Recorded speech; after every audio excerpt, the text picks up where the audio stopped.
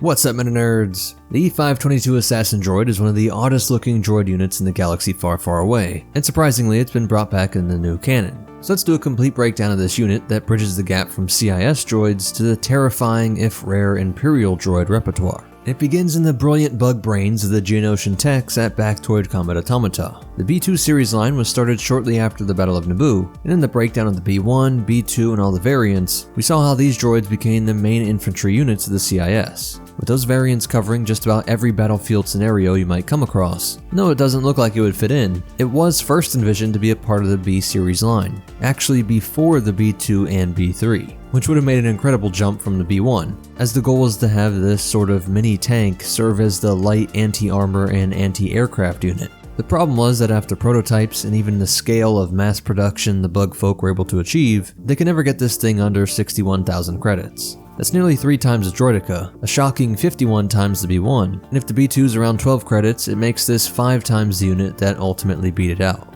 It isn't just the cost, it's really the size of this thing that's the problem, as neither this nor the B3 could fit in the PAC or MTT, thus it really throws off the perfectly smooth logistics of Lucrehulk to droid feet on the ground.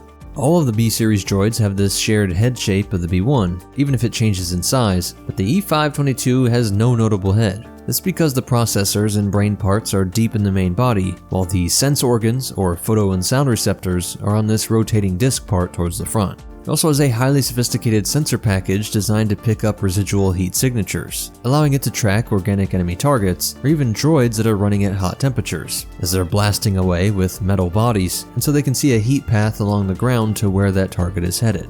These large bulbous sections are the floodlights, which are said to be so overwhelmingly bright they could render almost any species useless in combat. These 4 tube sections sticking out of the back are the external power cells. This narrow waist section meets on a base that allows it to rotate 360 degrees. And the same goes for the arms on 2 pivot points on ball mounts. While the treads are said to come from heavy tanks, which must mean it comes from the same treads of the NR-N99 snail tank. While these armored plating sections are said to be impervious to personal explosive devices, like thermal detonators and maybe even shoulder-fired rockets. At 2.1 meters or 6 feet 11 inches, it was just a bit taller than the B2, and about half the height of the B3. But looking at the armament, it was the oddest mix of light tank and torture bot. And I must say they did think of everything, making for a great combo of tools that make you wonder why other variants never did this. There was a Model 20 mini missile pack, 2 heavy repeating blasters, 2 heavy ion blasters, and 2 rapid fire needler guns. The mini missiles might not be enough to blast through the armor of a Juggernaut or ATTE, but it would be enough to disable them and leave them stuck on the battlefront. While using the heat tracking eyes to see that the clone troopers had fled into a building or behind some cover, the mini missiles could then turn that cover into mere concealment. This also works well against the armored shield used by some clone specialists, and for energy shields, anything from the Mando style arm shields to full body ones in the Gungan style, or portable shield projectors. A pair of heavy ion blasters would be more than enough to easily overwhelm these energy shields, or disable the electronics on any ship or vehicle. This has the amazing ability to leave any enemy craft stranded, with no comms and even targeting data all rendered useless, Imagine how this would work on an LA-AT, grounding the birds and setting them up for a missile barrage, or simply opening up on them with heavy repeating blasters. Both the simpler blaster power of the E5 and DC-15 types used in the Clone Wars are usually enough to go through clone armor and B1s. Even B2s only take a few more shots, so these heavy blasters might seem like overkill, but it could be for additional effective range and for melting through the light armor of vehicles or cover. But on top of all that, the rapid-fire needler is truly unique. Something usually only seen with elite bounty hunters, needlers most often came in the form of pistols that fired a specially designed dart, which could pass through personal energy shields and deliver a chemical compound. Often just a deadly poison, but it could be anything from rage-inducing hallucinogens, cleverly forcing other people to eliminate your target and thus cover your tracks, or in the case we see with the E522, it could fire darts with a neurotoxin that would effectively render the target unconscious. Useful for capturing clones to extract intel, but really I'd imagine this was intended more for Jedi and Republic VIPs. Useful for bargaining with the Republic, like we saw with Grievous being freed by the capture of Anakin. Major Republic victories could be negated with a single VIP. leveraging the Jedi's reverence for life, and further exploiting the disadvantages of organic forces. T-Series droids were captured, and the torture method was simpler, no real risk of lies or refusing to divulge info. If you got past the data deleting systems, you were sure to have access to the right information. So while that might be a downside of droids, overall a big factor is that there was no emotional manipulation you could pull on any CIS military leadership, nor the Separatist Parliament, or citizens of the Separatist worlds. Most of your CIS generals were just as disposable as the B1 unit. And so with all this droid's capabilities in mind, it's the intersection of not being too expensive if you weren't trying to field them in massive numbers, while having that needler ability to capture threats alive that may have ensured its survival in the Imperial era. Let me pause and thank this video's sponsor, Boot.dev. With their help, you'll learn back-end web development from start to finish in the Python and Go programming languages. The folks at Boot.dev believe the smartest way to learn to code is to make sure you're never bored. Boot.dev is online, self-paced, and feels like a captivating RPG game, a platform designed to get you writing a ton of code, because getting your hands on the keyboard and shipping projects is the only way to really learn.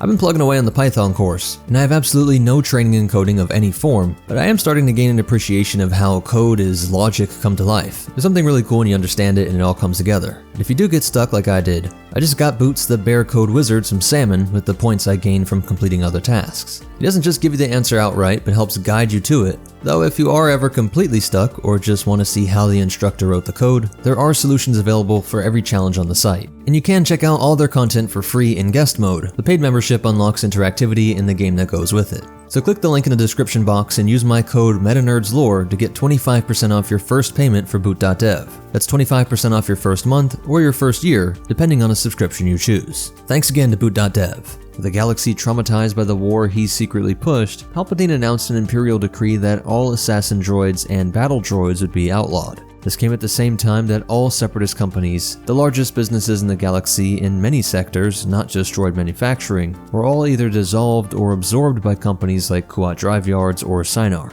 which themselves now had a new board member, an Imperial advisor that acted as the Emperor's eyes and ears inside every major corporation, making sure everyone knew that their company would be taken from them at the slightest divergence from Imperial goals, with rebel activity being used to frame anyone as potential threats to the new peace. And despite any new regulations, there were simply too many units spread throughout the stars to give the Emperor a full monopoly on deadly force. Some of these E522 units fell into the hands of unknown assailants. Most called them rebels or crime lords, but many imps knew that it could have just as well been rival Moffs, trying to eliminate their competition and move up in the ranks. One attack killed a crew aboard an Imperial shuttle, which was carrying Grand Inquisitor Lord Torben, causing the shuttle to crash into the Imperial Palace. While another shocking attack was dubbed the Caprioro Massacre. 20,000 swoop race spectators were killed during an attack in which this little droid brain circuits decided the best way to take out the Imperial governor, Amel Bakul, was to rain down rockets and heavy blaster fire, taking out the security, civilians, and governor along with them. Under top-secret orders, Sinar Intelligence Systems was awarded the contract of reviving the E522 droid production. At that moment, the SIS was in the process of creating its own range of combat and assassin droids. Incorporation of the E522 and its data provided a significant boost, and they promptly abandoned its existing project and devoted extensive resources in terms of time and capital to jumpstart this assassin project. Following a full year of development, the first batch of new E522s rolled off SIS's production line and were deployed to address the escalating unrest against the Empire. By this time, there was thought to be scattered across the galaxy less than 100 of these droids, with the majority of them being utilized by Imperial Army Intelligence and the Imperial Security Bureau for covert operations, functioning as assassins and support units, and again really to bring these in alive, using the many horrific torture devices we've seen the ISB use. But because they were working with ISB, many of them underwent regular memory wipes and maintenance, preventing the emergent sense of self and personality, resulting instead in an eerie and formidable persona. A handful of E522s served the Alliance to restore the Republic, primarily engaged in battlefield salvage and some capture of Imperial VIPs. Because the Rebel Alliance intelligence services didn't wipe their memories as often, they did develop a personality, but it was cynical and demanding, earning them the reputation as, quote, everyone's least favorite Master Sergeant, as described by many agents in the rebellion. But despite that, the Rebel E522s were esteemed and admired for their courage and proficiency during missions, surely gathering data along the way that would snowball into the destruction of the Death Star. While one of the original, considered vintage versions of this droid did belong to Jabba the Hutt. On one quiet afternoon in Tatooine, all he could think about was feeding someone to his pet Rancor, who dwelled in the dungeons beneath his palace. Bith hero and musician Figrin D'an, leader of the modal nodes, was accused by one of Jabba's sail barge attendants of eating from Jabba's tank of lived freckled toads. But this E522, who had not received any memory wipes, and thus had quite the personality, even a sense of honor apparently, stepped forward and came up with an alibi for Mos Eisley's most beloved musician, and saved Figrin D'an's life. Jabba ordered this droid to be coated in meat juice and had it thrown to the hungry Rancor. After being chewed and spat out by the beast, it was off to the scrap heap.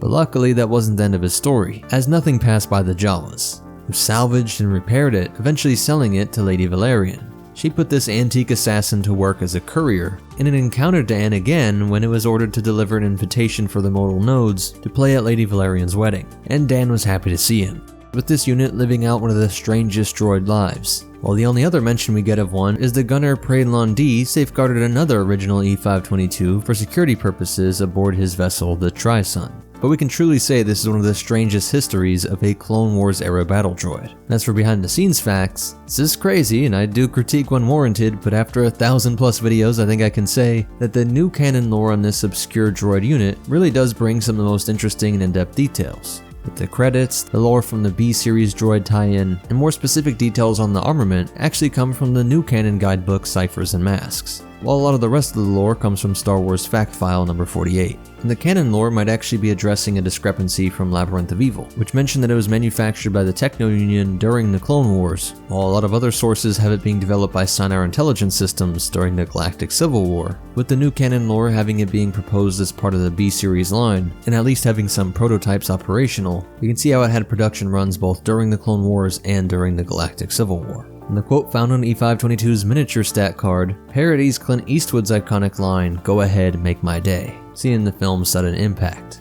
Please hit that like button, it really is the best way to help me out. Subscribe to see more, check out these videos, I'm sure you'll like them. But most important of all, remember, the Republic had no chance if Palpatine wasn't pulling the strings. And the Force will be with you, always.